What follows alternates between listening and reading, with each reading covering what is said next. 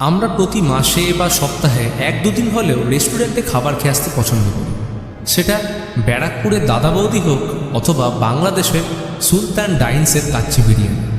কিন্তু সেদিন কয়েকজনকে এমন এক রেস্টুরেন্টে ইনভাইট করা হয় যেখানে খাবার বাজে লাগলে বা খাবারের সময় ছবি তুললে বা ডিশের নাম মনে রাখতে না পারলে সোজা মেরে ফেলা হয়। ভুলবশত সেখানে ওরা চলে তো গেল, তবে শেষ অবধি কী হলো? আর এই অভিনব পন্থা হোটেলের শেফ কেনই বা বেছে নিল, সেইটা জানতে হলে দেখতে হবে আজকের গল্প দ্য মেনু। মুভির শুরুতেই আমাদের মেন ক্যারেক্টার টাইলার এবং তার গার্লফ্রেন্ড ম্যাডগটকে দেখানো হয়। আজ টাইলার তার গার্লফ্রেন্ডকে একটা আলিশান রেস্টুরেন্টে খাওয়াতে নিয়ে যাবে। রেস্টুরেন্টটা ছিল একটা আইল্যান্ডের মাঝে। দুজনে সেই আইল্যান্ডে যাওয়ার জন্য বোটের অপেক্ষা করছিল। ম্যাডগটের সিগারেট খাওয়ার বাধা দিয়ে টাইলার বলে, স্মোকিং করলে তুমি সেই সুস্বাদু খাবারের প্রপার স্বাদ মিস করে ফেলবে। ম্যাডগট বলে, এতে এমন কি বিশেষত্ব আছে সে খাবারে? টাইলার জানায় মাথা পিছু এক একজনের জন্য খাওয়ার $1250 চার্জ করা হয়। এইরকম খাবার তুমি পুরো জীবনেও খাও না। তখন সেখানে আইল্যান্ডের রেস্টুরেন্টে যাওয়ার জন্য বাকি লোকরাও উপস্থিত হয়। প্রত্যেকেই বিশাল ফেমাস এবং ধনী। ম্যাডগট একজন বয়স্ক লোককে দেখে একটু চমকে যায়, যেন সে তাকে আগে থেকেই চিনত। বোট চলে আসে এবং একে একে বোটে উঠে পড়ল। বোটে সবাইকে সেই রেস্টুরেন্টের পক্ষ থেকে একটা স্পেশাল ওয়েলকাম ডিশ দেওয়া হয়, যেটা খেতে অসাধারণ। কিছুক্ষণ পর সবাই সে আইল্যান্ডে পৌঁছায়। এলসা নামের একটা মহিলা সবাইকে ওয়েলকাম জানায়। সে টাইলার ও তার গার্লফ্রেন্ডকে ওয়েলকাম জানালে ম্যাডগটকে দেখে একটু অবাক হয়, কারণ টাইলারের সাথে অন্য একটা মেয়ের আসার কথা ছিল। টাইলার জানায় লাস্ট মুহূর্তে প্ল্যান চেঞ্জ হলে সে ম্যাডগটকে নিয়ে এসছে। ওয়েলকাম পর্ব শেষ হলে এলসা সবাইকে রেস্টুরেন্টে নিয়ে যাওয়ার আগে এই সুন্দর আইল্যান্ড ঘুরিয়ে দেখায়। সমুদ্রের ফ্রেশ মাছ ধরা থেকে শুরু করে জমিতে শাকসবজি, ফলমূল ইত্যাদি যা রেস্টুরেন্টের প্রয়োজনে সব এইখান থেকেই জোগান হয়। একটা সেখানে বড় হল ছিল, যেখানে শেফের প্রতিটা হেল্পার কাজকর্মের পর থাকত। এমনকি এখানে নন ভেজিটেরিয়ান আইটেমের রান্না করার জন্য পশুগুলোকেও পালন করা হয় এবং সঠিক সময় তাদের মেরে ফ্রেশ মাংস কাস্টমারদের খাওয়ানো হয়। যেতে যেতে হেড শেফের বাড়ি দেখা যায়, তবে সেখানে কাস্টমার এমনকি কর্মচারীদেরও প্রবেশ নিষেধ। এরপর প্রত্যেকে রেস্টুরেন্টে ঢুকে যে যার নামের বুকিং টেবিলে বসে পড়ে। যেসব খাবার বানানো হচ্ছিল সব কিছুই তাদের চোখের সামনেই তৈরি হয়। এলসা জানায়, আপনারা দেখতে পাচ্ছেন আমরা কিভাবে এবং কতটা পরিষ্কারভাবে ডিশ তৈরি করি, কিন্তু দয়া করে কেউ ফটো আর ভিডিও করবেন না। তখনই সেখানে হেড শেফ স্লোউইক খাবারের প্রিপারেশন দেখতে চলে আসে। এলসা তাকে কানে কানে কিছু বললে সেটা শোনার পর ম্যাডগটের দিকে একবার অদ্ভুতভাবে তাকায়। কিছুক্ষণ পর টেবিলে স্টার্টার চলে আসে, যার নাম ছিল অ্যামিউজ বইচি। টাইলার ম্যাডগটকে তার কুকিংয়ের প্যাশনের ব্যাপারে জানায়। সে কুকিং শো, বিশেষ করে স্লোউইকের কুকিং শো বহুবার দেখেছে। এইখানে টাইলারের খাবারের উপর অবসেশন স্পষ্ট ফুটে ওঠে। প্রত্যেকে স্টার্টার এনজয় করছে এবং কিচেনে খুব যত্ন সহকারে ছোট থেকে ছোট ডিটেলস খুব সূক্ষ্মভাবে প্লেটে সাজিয়ে মেইন কোর্স বানানো হচ্ছিল। স্লোউইক একটা হাততালি মেরে সবার অ্যাটেনশন নিয়ে বলতে শুরু করে যে খাওয়াটা শুধু পেট ভরানোর জন্য না খেয়ে সেটার স্বাদ গ্রহণ করুন। মুখের মধ্যে খাবারের প্রতিটা অংশকে অনুভব করুন। প্রতিটা শেফ অনেক যত্ন আর ধৈর্য দিয়ে আপনাদেরকে এক একটি করে ডিশ সার্ভ করছে, তাই সেগুলো খুব মূল্যবান। টাইলার তো এইসব শুনে ভাবুক হয়ে কেঁদেই ফেলে। বারণ করা সত্ত্বেও খাবারের কয়েকটা ছবিও তুলে ফেলে। এত দামি রেস্টুরেন্টে বসে তার প্রিয় শেফের তত্ত্বাবধানে তৈরি খাবার সে খাবে বলে নিজেকে খুব ভাগ্যবান মনে করছিল। ম্যাডগট বলে, তুমি পে করছো তাই তোমাকে ওরা সার্ভ করছে, এত বড় সড়ো করে ভাবার কিছু নেই। এদের মধ্যে ছিল একজন ফুড ক্রিটিক লিলিয়ান। সে সব জায়গায় গিয়ে সুন্দর সুন্দর ডিশ খেয়ে রেটিং দিত। লাখ লাখ মানুষ তার রিভিউকে ফলোও করত। প্রত্যেকে এত টাকা খরচা করে রেস্টুরেন্টে খেতে তো এসেছিল, তবে খাবারটার উপর ফোকাস না রেখে গল্প করতেই মত। আবারও জোরে হাততালি দিয়ে শেফ সেকেন্ড কোর্সের ইন্ট্রোডাকশন দেয়। প্রায় 12,000 বছর ধরে রুটি বা পাউরুটি বিভিন্ন আকারে প্রচলিত। ময়দা এবং জল, মাত্র এই দুটো ইনগ্রেডিয়েন্ট দিয়ে তৈরি হয় রুটি। মূলত সেটা গরিবদের জন্যই শুরু হয়েছিল। দিন আনা দিন খাওয়া মানুষের জন্য বানানো রুটি শেফ নিজেদের কাস্টমারকে সার্ভ করবে না, কারণ সাধারণ মানুষের খাবার ও তার কাস্টমাররা কিন্তু সাধারণ নয়। তারা এত খরচা করে তো মোটেও পাউরুটি খেতে আসেনি, তাই প্রত্যেকের টেবিলে এসে সাজিয়ে দিল রুটি ছাড়া sauce dish, breadless bread plate, food critic Lillian খাবারটাকে খুব ভালোভাবে লক্ষ্য করলে বোঝে একটা সস একটু সাইডে সরে গেছে, তাই সসটা আলাদা একটা বাটিতে নিয়ে এসে তার টেবিলে রাখা হয়। এদিকে পাউরুটি নেই। এই এক বাটি সস সে কী করেই বা খাবে? তিনজনের একটা ফ্রেন্ড গ্রুপ এখানে এসেছিল। তারা এলসাকে ডেকে পাউরুটি চাইলে এলসা স্পষ্ট না বলতে দেয়। তবে কয়েকবার রিকোয়েস্ট করার পরে একজন বলে, তুমি নিশ্চয়ই জানো আমরা ডোভ ভেরিকের জন্য কাজ করি। আসলে এই ডোভ ভেরিক এই রেস্টুরেন্টের মালিক, তাই এরা কোনো মতেই পাউরুটি পাবে না। টাইলার পাউরুটি ছাড়া শুধু সস খেয়েও যথেষ্ট ইমপ্রেস হয়ে গেছিল এবং ম্যারগটকেও খেতে বাধ্য করছিল। কিন্তু সে জানায় প্লেটে আছেটা কি যে সে খাবে। তখনই শেফ স্লোভিক এসে ম্যারগটকে বলে, তুমি তো এখনও অবধি একটা খাবার ছুঁয়েও দেখোনি। প্রতিটা ডিশ অনেক যত্ন, সময় এবং ধৈর্যের সাথে বানানো হয়েছে। যদি খাবারটা না খাও তাহলে তো কোনো মানেই রইল না। ম্যারগট বলে সে পরের খাবারগুলো খাবে এবং সে কখন খাবে কি খাবে না সেটা সম্পূর্ণ তার ব্যক্তিগত ব্যাপার। অন্য টেবিলে সে বয়স্ক কাপল অ্যানি আর রিচার্ড বসেছিল। রিচার্ড বারবার ম্যারগটের দিকে এমনভাবে দেখছিল যেন সে কোথাও তাকে দেখেছে। ল্যানি এই নিয়ে প্রশ্ন করে যে তার কি মেয়েটাকে নিজের হারানো মেয়ের মতো লাগছে। তবে রিচার্ড তাকে এইসব কথা না ভেবে খাবারটা এনজয় করতে পারে। এরপর আবার হাততালি দিয়ে শেফ 3 নম্বর কোর্সকে ইন্ট্রোডিউস করে, জানায় এই ডিশ আপনাদের পুরনো স্মৃতি তাজা করবে। ডিশের নাম মেমোরি। এরপর সে রেস্টুরেন্টে কোণের একটা টেবিলে বসে থাকা তার মায়ের সাথে সবার পরিচয় করে, আর সাথে শেফ নিজের ছোটবেলার একটা স্মৃতি শেয়ার করে। সে এক ভয়ঙ্কর ব্যাপার। বাবা প্রায় মদ্যপান করে এসে মাকে মারত। তবে এক সন্ধ্যা সেটা একটু বেশি হয়ে যায় যখন বাবা মায়ের গলায় টেলিফোনের তার জড়িয়ে মারতে যায়। তাই মাকে বাঁচাতে রান্নাঘর থেকে একটা কাঁচি এনে বাবার পায়ে ঢুকিয়ে দেয়। তবে এখন সে আফসোস করে যে সেই দিন কাঁচিটা পায়ে না ঢুকিয়ে গলায় ঢোকালে হয়তো আরও ভালো হবে। নিজের এই স্মৃতির প্রেক্ষাপটে বানানো পরের ডিশটা প্রত্যেকের টেবিলে সার্ভ করা হয়। স্মোকি গ্রিল চিকেনের থাইয়ের উপরে একটা কাঁচি গোজা এবং তার সাথে ছিল টর্টিলাস, যার উপর লেজার মেশিন দিয়ে কিছু ছবি আঁকা, যা কাস্টমারদের স্মৃতিকে তাজা করে তোলে। লিলিয়ানের টর্টিলাসে ছিল সেই সব রেস্টুরেন্টের নামসহ ছবি যেগুলো তার খারাপ রিভিউ দেওয়ার জন্য বন্ধ হয়ে গেছে।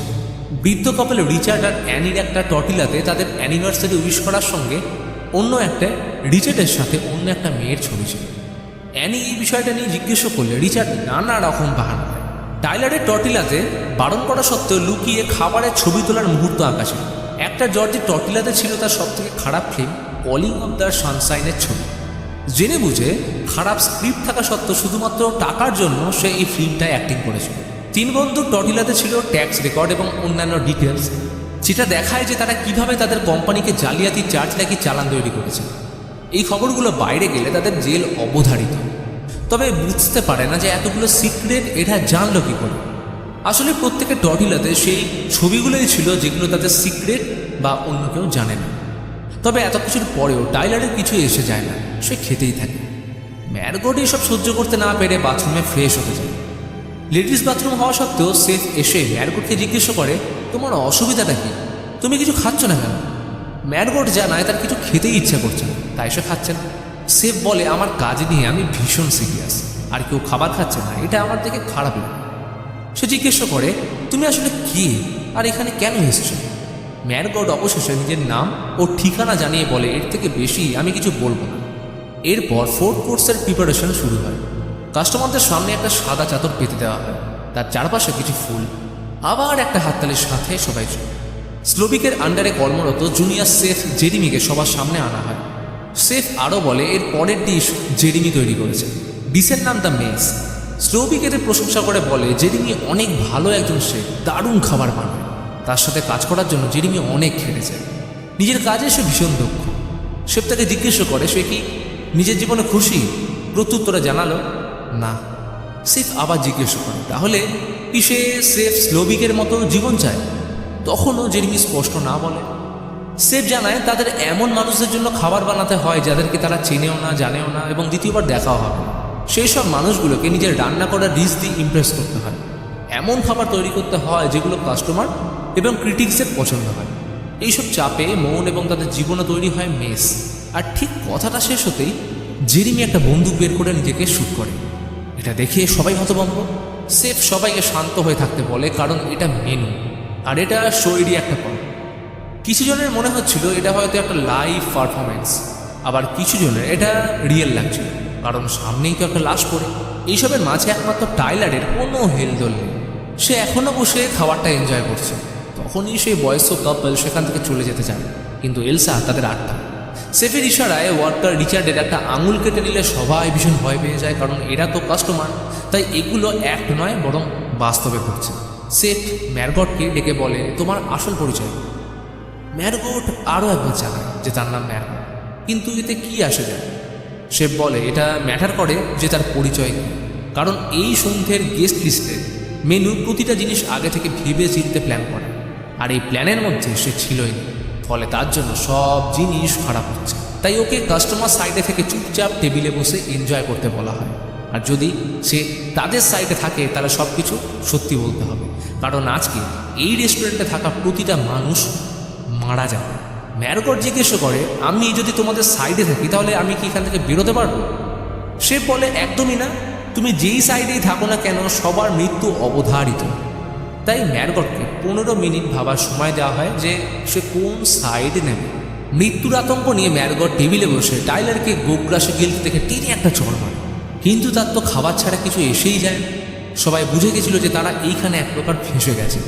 3 বন্ধুর মধ্যে এক বন্ধুই সব থেকে বেরোনোর জন্য সামনের জানলায় চেয়ার ছুঁড়ে মারে, কিন্তু জানলার কাঁচ এমনই শক্ত যে কিছুই হয় না। শেফ আরও একবার হাততালি দিয়ে তাদের স্পেশাল চা প্রত্যেকের টেবিলে পরিবেশন করে, কিন্তু এখন সবাই এটা জানতে চায় যে এইখানে আসলে হচ্ছেটা কি। শেফ বলে, তোমরা সবাই মিথ্যু এবং শো অফ করো। ফুড ক্রিটিক লিলিয়ানকে বলে তার বাজে রিভিউয়ের কারণে কত রেস্টুরেন্ট এবং শেফ তাদের চাকরি হারিয়েছে। শেফ কখনোই তাদের স্যাটিসফাই করতে পারবে না, কারণ তারা স্যাটিসফাই হতেই চায় না। লিলিয়ানের এডিটর টেডের কোনো নিজস্বতা নেই, লিলিয়ানকে তেল মেরে চলে। অন্যদিকে সে বয়স্ক কাপলকে দেখিয়ে বলে যে গত 5 বছর ধরে ওরা এদের রেগুলার কাস্টমার। তারা কি বলতে পারবে এরা মোট কতবার খেতে এসছে? তবে তাদের সেটা মনে না থাকলেও শেফের ভালো মতোই মনে আছে যে তারা 11 বার এসছে। শেফ তাদের যে কোনো একটা খাবারের নাম বলতে বলে যেটা তারা এই রেস্টুরেন্টে খেয়েছে। অনেক ভেবেও তারা গত 5 বছরে খাওয়া একটাও ডিশের নাম বলতে পারে না। কিন্তু এতে কিছু কি যায় আসে? শেফ বলে, হ্যাঁ যায় আসে, কারণ আমরা প্রতিটা ডিশ প্রতিটা খাবার অনেক যত্ন ও ভালোবেসে করি। এত বড় একটা রেস্টুরেন্টে এত খরচ করে খেতে আসছে, অথচ সেটার কোনো কদর নেই। সামান্য একটা নাম পর্যন্ত মনে রাখে না, যেখানে প্রতিবার খাবার দেওয়ার সময় তাদের সেই ডিশটার নাম বলে দেওয়া হতো। কিছু মানুষ শুধুই তাদের দামি রেস্টুরেন্টে খাওয়া স্ট্যাটাস মেনটেন করার জন্য আসে। তাদের খিদে নেই, আছে শুধু টাকা, এবং সেটা দিয়ে শো অফ করে বেড়ায়। 3 বন্ধু বলে, এই আইল্যান্ডার রেস্টুরেন্টের মালিক তুমি নও, এটার মালিক ডগ ফেরি। সে বলে, হ্যাঁ ঠিকই বলেছ, তবে আর কিছুক্ষণের মধ্যে মালিকও থাকবে না, কারণ তার মেনুর কোনো বিকল্প না থাকা সত্ত্বেও সে বিকল্প দেখতে রিকোয়েস্ট করেছিল। তাই সবার সামনে তাকে বেঁধে জলে ডুবিয়ে মেরে ফেলা হয়। ম্যারগটকে দেওয়া 15 মিনিট ইতিমধ্যে শেষ হয়ে গেলে স্লোভিক তাকে নিজের অফিসে ডাকে। তাকে তার ডিসিশন জিজ্ঞেস করলে জানতে পারা যায় ম্যারগট একজন কল গার্ল। টাইলার তাকে নিজের গার্লফ্রেন্ডের বদলে ভাড়া করে এনেছে, আর সে বয়স্ক রিচার্ডকেও চেনা লাগছিল, কারণ সেও একসময় তাকে ভাড়া করেছিল।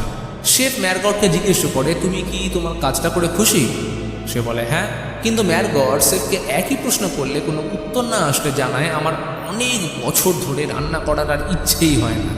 অফিস থেকে বেরিয়ে স্লোভিক পরের ডিশ ইন্ট্রোডিউস করার জন্য সবাইকে নিয়ে রেস্টুরেন্টের বাইরে আসে। পরিচয় করায় ক্যাথরিনের সাথে। সে এই পরের ডিশটা বানিয়েছে। ক্যাথরিন বলে 3 বছর আগে স্লোভিক তাকে বেশ কয়েকবার ধর্ষণ করার চেষ্টা করেছিল, কিন্তু তাকে কখনো কাজ থেকে বের করেনি। যেহেতু আর কিছুক্ষণ পর সব শেষ হয়ে যাবে, তাই সবাই লাস্ট ওয়ার্ডের মতো সত্যের মুখোমুখি হচ্ছে। তাই শেফের থাইয়ে একটা কাঁচি ঢুকিয়ে দিলে সে তার থেকে ক্ষমা চায়। 6th কোর্সের নাম ম্যানস ফলি। স্লোভিক সব ছেলেদের পালানোর জন্য 45 সেকেন্ডের টাইম নেয়, এবং এই সময়ের মধ্যে তারা যদি পালাতে না পারে তাহলে স্টাফ গিয়ে তাদের ধরে ফেলবে। তখনই প্রত্যেকে নিজের ওয়াইফ এবং কেউ তাদের লাভারদের ছেড়ে পালিয়ে যায়। জুনিয়র শেফ ক্যাথরিন মেয়েদেরকে নিয়ে রেস্টুরেন্টে ঢুকে যায় এবং পরবর্তী ডিশ প্রেজেন্ট করা হয়। প্রত্যেকেই শেফের খুব তারিফ করতে থাকে, এমনকি লিলিয়ান। কিন্তু এখন আর এসব বলে কোনো লাভ নেই। ওদিকে প্রতিটা লোক পালাতে ব্যর্থ হয় এবং স্লোভিকের লোক তাদের ধরে নিয়ে আসে। টাইলার নিজের জায়গায় এসে আবার খেতে শুরু করে। শেফ টাইলারের সাথে কথা বলতে এসে জিজ্ঞেস করে টাইলার এখানে কেন এসছে। সে বলে সে নাকি শেফের বড় ভক্ত এবং খাবার ও কুকিংয়ের প্রতি তার প্যাশন এখানে নিয়ে এসছে। শেফ জানায়, তুমি আগে থেকে জানতে যে আমরা আজকে এখানে সবাই মারা যাব, তাহলে তুমি ম্যারগটকে সব জেনে বুঝে কেন এনেছো? আসলে তার সাথে অন্য কেউ আসার কথা ছিল, কিন্তু ব্রেকআপ হয়ে গেলে সে ভাড়া করে ম্যানগডকে নিয়ে আসে, কারণ এই রেস্টুরেন্টে সিঙ্গেল সিট বুকিং হয় না। এটা শুনে ম্যানগড তো রাগে আবার টাইলারকে ঘুষি দেয়। তখন সেফ বলে, তোমার যখন এতই খাবারের প্রতি প্যাশন, তাহলে আমাকে তুমি যে কোনো একটা ডিশ বানিয়ে খাওয়া। টাইলারকে একজন সেফের ড্রেস পরিয়ে কিচেনে আনা হলে সে ভীষণ ঘাবড়ে যায়, কারণ খাবার নিয়ে সে শুধুই বড় বড় জ্ঞান দিত, আসলে খাবার বানাতে সে পারে। যাই হোক করে সবজি দিয়ে আধ কাঁচা মাংসের একটা জঘন্য ডিশ বানিয়ে ফেলল। স্লোভিক টেস্ট করে বলে, খাবার সম্বন্ধে জ্ঞান দেওয়া তো সহজ, কিন্তু সেটা বানানো মোটেও সহজ নয়। খাবার তৈরি করা আসলে একটা আর্ট। এরপর স্লোভিক টাইলারের কানে কিছু একটা বললে টাইলারের চোখ থেকে জল বেরিয়ে যায় এবং সে চলে আসে। স্লোভিক ম্যারগটকে চাবির গুছা দিয়ে তাকে স্টোররুম থেকে ব্যারেল আনতে বলে, কারণ ম্যারগট এখন তাদের মধ্যেকার একজন। যাবার সময় ম্যারগট দেখে টাইলার গলায় দড়ি দিয়ে আত্মহত্যা করেছে। ম্যারগট স্টোররুম থেকে একটা ছুরি নিয়ে স্লোভিকের ঘরের দিকে যায়। অন্যদিকে রেস্টুরেন্টে অ্যাক্টর জর্জ সেফকে জিজ্ঞেস করে তার কি দোষ, সে সেফের কি ক্ষতি করেছে। সে বলে যে আমি আমার কাছ থেকে 1 মাসে মাত্র একটা রবিবার ছুটি পাই। সেই রবিবারে একাই হলে তার ফিল্ম কলিং ডক্টর সানশাইন দেখতে গেছিল, এবং সেটা এতই জঘন্য ছিল যে তার কাজের মধ্যে পাওয়া একটা ছুটি নষ্ট হয়। আর সাথে তার যে অ্যাসিস্ট্যান্ট মেয়েটা এসেছিল তার দোষ হলো সে জর্জের থেকে টাকা চুরি করেছে, কিন্তু সে নিজেই ধনী, কিন্তু তার স্বভাবের জন্য তাকে মরতে হবে। অন্যদিকে স্লোভিকের ঘরে ম্যারগট ঢুকে পড়ে। এলসাও তার পিছু নিয়ে এসে জানায় সে নিয়ম ভেঙেছে, কারণ সেফের ঘরে প্রবেশ নিষেধ। ম্যারগট তাকে কিছু বলতে গেলেই এলসা তার উপর হামলা করে। এলসা জানায় শেফ কোনো ব্যারেল আনতেই বলেনি, কারণ সে তার কাজ ভুলে না। দুজনের মধ্যে হাতাহাতি বাড়াবাড়ি পর্যায়ে গেলে ম্যারগট নিজের প্রাণ বাঁচাতে এলসাকে গলায় ছুরি ঢুকিয়ে মেরে দেয়। অর্থাৎ স্লোভিক ইচ্ছে করে তাকে পাঠিয়েছিল কিছু কারণে বা কিছু দেখতে, যাতে ম্যারগটের হেল্প হয়। এরপর স্লোভিকের পার্সোনাল রুমে ঢুকলে সে তার পুরনো কিছু ছবি দেখে। তার মধ্যে একটা ছিল ইয়ং স্লোভিক রাস্তার ধারে একটা ছোট্ট স্টলে হাসি মুখে চিজ বার্গার বানাচ্ছে, আর তখনই তার নজর পাশে রাখা রেডিওর উপর পড়লে সে হেল্প চায়। তারপর সে রেস্টুরেন্টে ফিরে আসে। কিছুক্ষণ পর রেস্টুরেন্টে একটা কোস্ট গার্ড আসে। প্রত্যেকের মনে বাঁচার আশা জাগলেও তাদের ভুল ধারণা কয়েক মিনিটে ভেঙে যায়, কারণ সেটা ছিল তাদেরই লোক। আর কোনো রকম আশা না রেখে প্রত্যেকে মৃত্যুকে অ্যাকসেপ্ট করে। তখনই ম্যারগট উঠে জোরে একটা হাততালি মারলে সব শান্ত হয়ে যায়। সে স্লোভিককে বলে এই রেস্টুরেন্টে বানানো কোনো খাবারই তার পছন্দ হয়নি। স্লোভিক জিজ্ঞেস করে তার কেন পছন্দ হয়নি, কি কমতি আছে তাদের খাবারে। ম্যারগট বলে এই খাবারে ভালোবাসা নেই, এই খাবারটা ভালোবেসে নয়, শুধুমাত্র অবসেশন দিয়ে বানানো হয়েছে। স্লোভিক বলে মোটেও নয়, ভালোবাসা খাবারের মেইন ইনগ্রেডিয়েন্ট। কোনো খাবার ভালোবেসে বানালে সেটা টেস্ট দ্বিগুণ হয়ে যায়। ম্যারগট জানায় আজকে রাতে তো সবাইকে সত্যিটাকে ফেস করতেই হবে, আর এটাই সত্যি যে একটাও খাবার তার ভালো লাগে না। সেফ জিজ্ঞেস করে সে কী খেতে চায়, আর যেটা ভালো লাগবে সেটাই বানানো হবে। ম্যারগট জানায় একটা অথেন্টিক চিজ বার্গার, যেটা যে কোনো সাধারণ রাস্তার ধারের দোকানে পাওয়া যায়, যেটা কোনো ফ্যান্সি প্লেটিং করে দেওয়া হয় না। এরপর সেফ নিজের হাতে চিজ বার্গার বানানো শুরু করে। যে সে বিগত কয়েক বছর কোনো রান্না করতে ইচ্ছা হয় না, আজ সে রান্না করছে। খুব যত্ন সহকারে চিজ বার্গারটা বানিয়ে সে ম্যারগটের সামনে রাখে। ম্যারগট সেটার এক কামড় দিতেই তার মুখে তৃপ্তির হাসি ফুটে ওঠে, যা দেখে সেফের মনে এক অদ্ভুত শান্তি হয়। চিজ বার্গারের দাম ছিল $9.95। সে $10 একটা নোট দিলে তার জন্য মেইন গেট ওপেন করে যেতে দেওয়া হয়। লাস্ট কোর্সের নাম ছিল এসমো। ইউনাইটেড স্টেট এবং ক্যানাডায় প্রচলিত এই ডিশ ক্যাম্পফায়ারের সময় রান্না করা হয়। মার্শমেলো, চকলেট বার এবং গ্রাহাম ক্র্যাকার এটার ইনগ্রেডিয়েন্ট। প্রত্যেককে মার্শমেলোর একটা করে জ্যাকেট এবং চকলেটের টুপি পরিয়ে ফ্লোরটাকে সাজানো হয়, কারণ পরের ডিশের ইনগ্রেডিয়েন্ট তারা নিজেরাই। এদিকে ম্যারগট একটা বোট স্টার্ট করে দেয়। অন্যদিকে শেফ জ্বলন্ত কয়লা মেঝেতে ফেলতে আগুন জ্বলে ওঠে এবং প্রত্যেকে সেই আগুনে পুড়তে থাকে। ম্যারগট বোটে যেতে যেতে রেস্টুরেন্টটাকে দূর থেকে পুড়তে দেখে। পার্সেল থেকে চিজ বার্গারটা বের করে সে একটা কামড় দেয়, এবং এই ঘটনার সাথে মুভি এখানে শেষ। মুভিতে আধুনিক যুগে সেই সব ধনী ব্যক্তিদের কথা বলা হয়েছে যারা রেস্টুরেন্টে খাবারের থেকে বেশি সেখানে গিয়ে তার স্ট্যাটাস মেনটেন করা, শো অফ করা এবং ছবি তুলে সোশ্যাল মিডিয়াতে পোস্ট করার জন্যই আসে। স্লোভিকের ছোটোবেলা থেকে খাবার তৈরি করতে খুব ভালো লাগতো, তবে ছোট স্টল থেকে আজ সে এখানে পৌঁছেছে। তার বানানো চিজ বার্গার সাধারণ মানুষরা খুব ন্যায্য মূল্যে কিনে আনন্দ করে খেত, কিন্তু আজ এত বড় রেস্টুরেন্টে লাখ লাখ টাকা খরচা করে এসে কেউ তৃপ্তি করে খায় না, অথচ প্রতিবার নতুন ডিশ চায়। সেটা খাবার থেকে সেটা দেখতে কেমন হবে এই নিয়ে বেশি মাথা ব্যথা। ধনী এবং ক্রিটিকদের সন্তুষ্ট করার যে প্রেশার তাদের মাথায় পড়তে থাকে, যেটা শেফ এবং বাকিদেরও একই গল্প। টাইলার এমনি আত্মঘাতী ছিল। ব্রেকআপের পর সে এই রেস্টুরেন্টে মারা যাবে জেনেও এসেছিল, তাই তার কোনো কিছুতেই হেলদোল পড়ছিল না, শুধু খেয়েই যাচ্ছিল। শেষে গোটা রেস্টুরেন্টের সামনে যখন একটাও রান্না করতে না পারে, তখন এই লজ্জা সহ্য করতে না পেরে আত্মহত্যা করে। ম্যারকট একদম সাধারণ মেয়ে ছিল। খিদে পেলে এমন জিনিস তার চাই যেটাতে তার পেট ভরবে। আর সে যখন চিজ বার্গার বানাতে বলে তখন অনেক বছর পর সে সত্যিকারের একজন ক্ষুধার্ত কাস্টমারের জন্য অনেক যত্ন করে বার্গার বানায়, যেটা খেয়ে তার খিদে মেটে এবং বাকিটা পার্সেল করে নিয়ে যায়। আর একটা সাধারণ খাবারের স্বাদ কিছু ধনী ও লোক দেখানো মানুষ বুঝবে না এবং এনজয়ও করতে পারবে না, কারণ এটা তাদের জন্য বানানো যারা খিদে অনুভব করেছে।